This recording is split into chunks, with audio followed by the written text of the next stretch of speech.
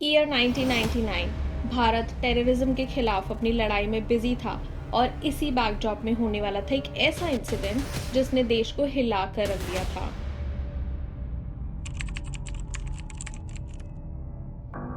24 दिसंबर 1999 की शाम 4 बजे के करीब इंडियन एयरलाइंस की फ्लाइट IC814 काठमांडू के त्रिभुवन इंटरनेशनल एयरपोर्ट से 178 पैसेंजर्स और 11 क्रू मेंबर्स के साथ दिल्ली के लिए टेक ऑफ करता है।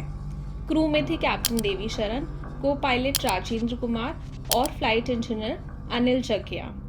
प्लेन स्मूथली टेक ऑफ करता है, पर कुछ देर के बाद कॉकपिट में एक आदमी पिस्टल और ग्रेनेड्स के साथ घुसता है।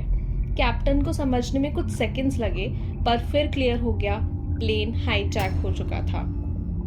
प्लेन में 5 हाईजैकर्स थे। इन्होंने अपने फेक नाम रखे हुए थे, जैसे लीडर का नाम चीफ और बाकी हाईजैकर्स में बर्गर, डॉक्टर, शंकर और भोला। बाद में पता चलता है कि ये टेररिस्ट ग्रुप हरकतुल मुजाहिदीन के मेंबर्स हैं। चीफ ने कॉकपिट कंट्रोल करके प्लेन को वेस्ट की तरफ डाइवर्ट करने का ऑर्डर दिया। तभी कैप्टन शरण ने चीफ से परमिशन लेते हुए पूछा कि पैसेंजर्स को बता दें कि प्लेन हाईजैक हो चुका है ताकि वो कोऑपरेट करें। Ladies and gentlemen, this is your Captain D. Sharan. Our plane has been hijacked. You must be patient and listen to the hijackers. 4:45 के बाद कैप्टन शरण ने ग्राउंड पर ATC को हाईजैक सिग्नल कोड भेजने की कोशिश की, पर चीफ ने देख लिया और धमकी दी। कैप्टन ने करीब 5 बजे प्लेन की स्पीड 320 नॉट्स से 250 नॉट्स तक कर दी थी, ताकि ग्राउंड अथॉरिटीज को इमरजेंसी प्रिपेयर करने के लिए टाइम मिले। अब चीफ प्लेन को लाहौर लैंड करने को बोलते हैं, पर लाहौर ने लैंडिंग के लिए मना कर दिया। फिर कैप्टन चीफ को वापस बोलते हैं कि अमृतसर या दिल्ली ही लैंड करते हैं क्योंकि फ्यूल खत्म हो रहा है, पर चीफ नहीं मानते।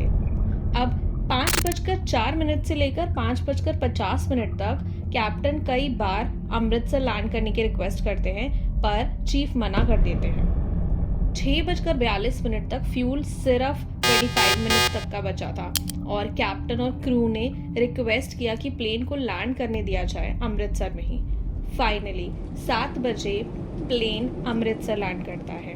हाईजैकर्स ने रीफ्यूलिंग के लिए सिर्फ 3 मिनट दिए, पर डिले होने पर बर्गर ने अनाउंस किया कि उसने पैसेंजर्स पर हमला कर दिया।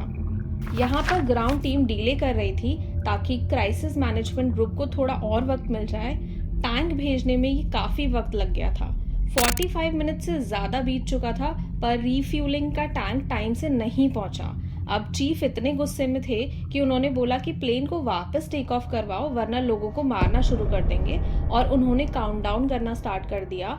और कैप्टन शरण के पास कोई ऑप्शन नहीं था और 7:49 पर प्लेन वापस से टेक ऑफ कर गया।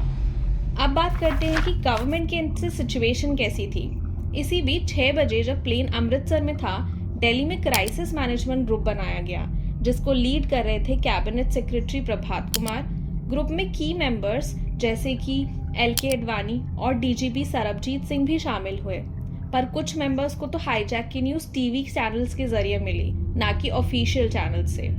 7:10 पर पंजाब पुलिस के कमांडोज रेडी थे, पर CMG ग्रुप से अप्रूवल नहीं मिलता और डिसीजन होता है कि दिल्ली से एलीट NSG कमांडोज को प्लेन रेस्क्यू ऑपरेशन के लिए भेजा जाए।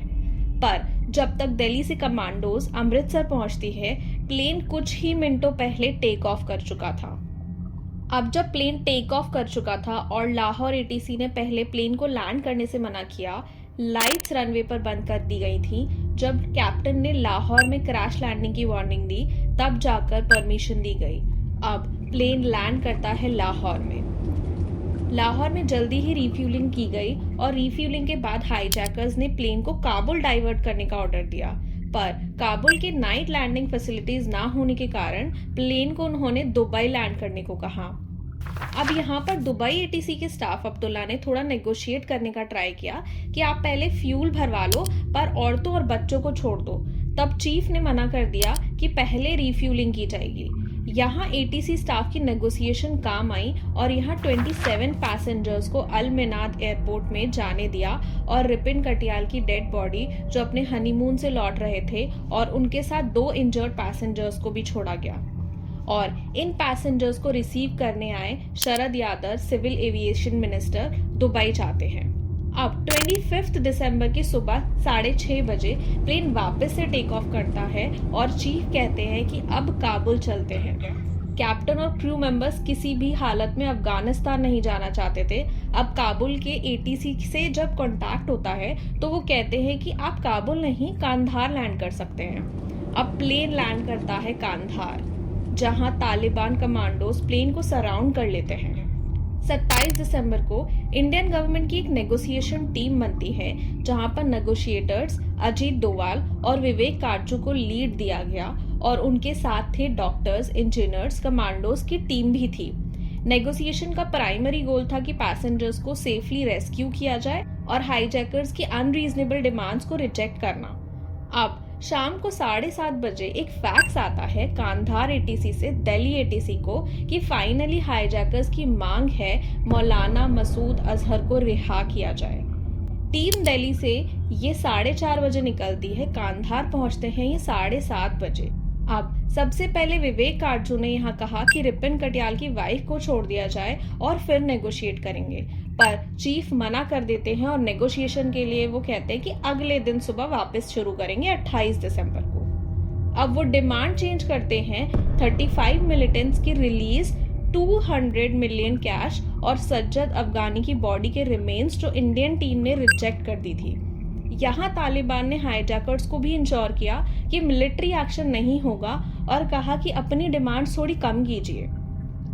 तालिबान और इंडियन टीम मिलकर हाईजैकर्स की डिमांड्स को नैरो डाउन करके सिर्फ 3 टेररिस्ट की रिलीज तक लिमिट करते हैं, जिसमें मसूद अजहर, अहमद उमार, सैयद शेख और मुस्ताक जरगर थे और नेगोशिएशन फाइनल होता है। जसवंत सिंह 3 टेररिस्ट के साथ दिल्ली से कांधार पहुंचते हैं और तालिबान ने हाईजैकर्स को अफगानिस्तान छोड़ने के लिए 10 घंटे दिए और हाईजैकर्स बॉर्डर्स क्रॉस करके पाकिस्तान चले जाते हैं।